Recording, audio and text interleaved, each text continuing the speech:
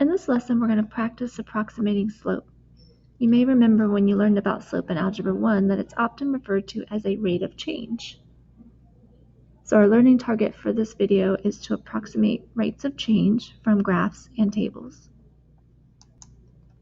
Before we learn how to approximate slope or rates of change, let's take a look and remind ourselves how slope is defined between 2 points, x1, y1, and x2, y2.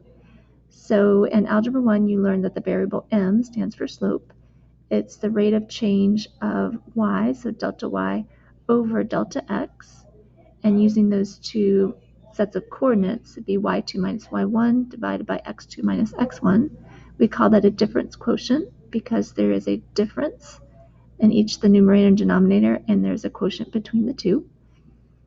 And so this is how we're going to use that form. It's just a different notation-wise. So y is the same thing as f of x for both of those y values.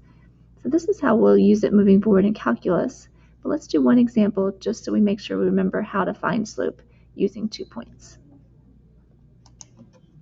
So using that formula that you learned in Algebra 1, after you label your x and y coordinates in both points, you would set it up as the change in y, so y2 minus y1 over x2 minus x1.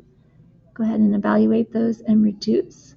And from a graphical perspective, you could also plot those points and do your vertical rise over your horizontal run, and that will give you the same slope as 4 over 2, which is 2. Notice it has a positive slope because it's increasing from left to right. To answer the question, what is the slope at 1, so that's the x value between the 2 points we were given, we could answer with certainty that the slope is 2 because the slope of a line is constant throughout the domain of that line. So the reason moving forward we're going to start approximating slope is because if we're given a table of values, those table of values or data points are not necessarily linear. There are many functions that do not have a linear rate of change. So the best we can do, given a table of points, is to approximate the rate of change.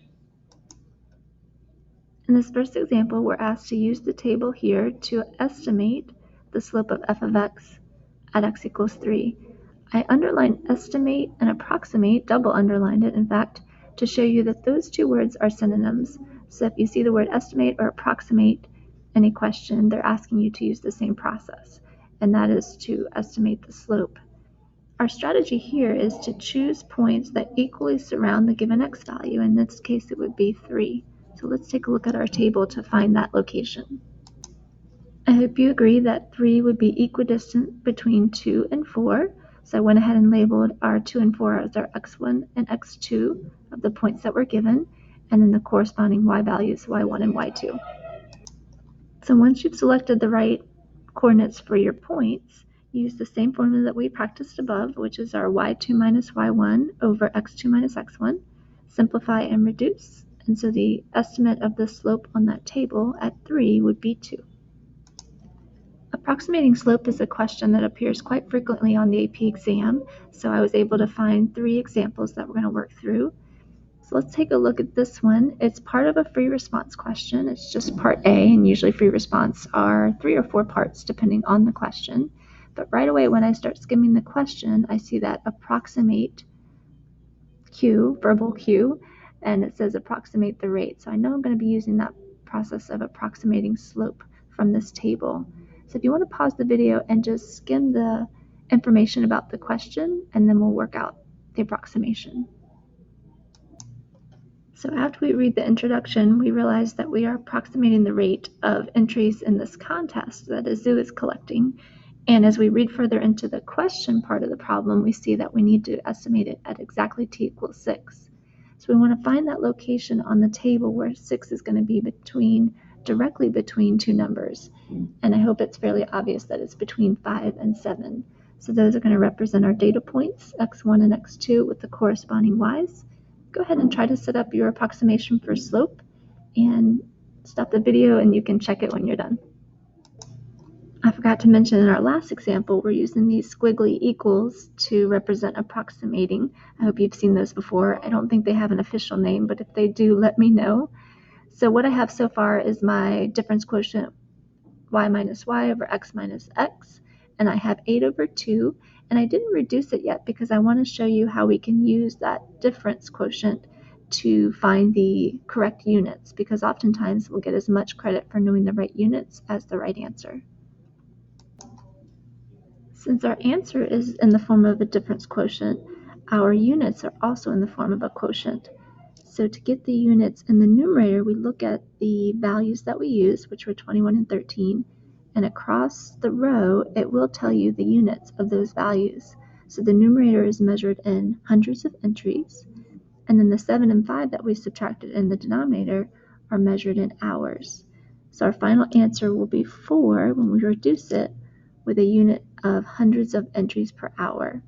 So at time equals 6 hours, we approximated the rate of entries into the contest to be 400 entries per hour. There are 2 more examples below this one, and again, these are actual AP questions that I've pulled from released exams. We're going to do these in class together, but if you have time and want to try these, you can do that and check it when we get together in class. The other part of our learning target from today, you might remember, was that we're supposed to be approximating slope from graphs or on graphs. And so before we dive into looking at some actual graphs, let's make a chart of all the possibilities of slope and what it means for the behavior of our function. So there are 4 possibilities for slope. We can either have positive, negative, zero slope, or undefined slope.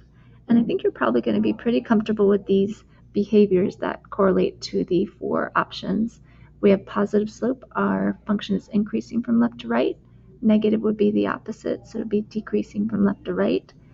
Zero slope is any kind of horizontal, and undefined or no slope, some people call it no slope, are attributed to vertical lines. Just so we have a visual representation of each of the 4 types, we have an increasing and decreasing function. Notice I only put the arrow on the right side because I wanted to emphasize that that's what the graph is doing from left to right. And you would think that horizontal and vertical would be pretty obvious, and sometimes they are if it's just a horizontal or vertical line, but often they occur in functions where it's a little sneaky because it's only horizontal for just one unit. We call that a tangent point, or it could be a horizontal tangent buried in some kind of cubic function. So at any point, if the function goes horizontal and has a horizontal tangent, that slope right there is 0.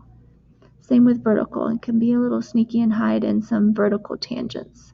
And we'll talk more about tangents specifically in the lesson in the future. Under this chart, we have a matching activity, which we'll actually do in class together so we can talk through it.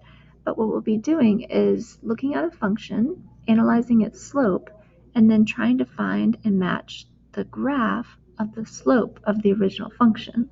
So that's a lot to process at once. So it's important, let's add maybe an extra row here about what it means if our slope is positive, negative, 0, undefined. What is the graph of our slope of the function doing? So when you analyze the slope of a function, the slope of the original graph becomes the y value of the graph of the slope of the function. And if your slope is positive, that means you'll have a positive y value in this graph, and that will correspond to the graph that's above the x-axis. And oppositely, if your slope in the original graph is negative, it'll be below the x-axis on the slope graph. Anytime the slope is 0 on the original graph, that'll translate to an x-intercept on the graph of the slope. And anywhere slope is undefined in the original function, it'll mean your slope graph will also be undefined. I think those distinctions will make a little more sense when we start working through these examples. But if you have time and want to try, go ahead and make some matches and see how many you get right when we get to class and work it out together.